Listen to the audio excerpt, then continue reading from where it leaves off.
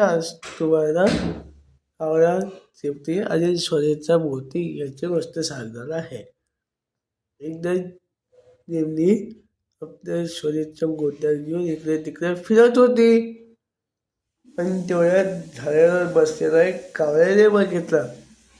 तर मग तू काकाव करत पटकन झाडातनं खाली उतरून तिच्या जवळ गेला, चिमणीजवळ. आणि मग मुद्देम मागितलं की 1 मिनिट मला दे ना बघण्यासाठी. चिमणी म्हणते ठीक आहे घे, पण 5 मिनिटाने मला वापस कर. तर मग कावळा म्हणतो हो, मी वापस करेन.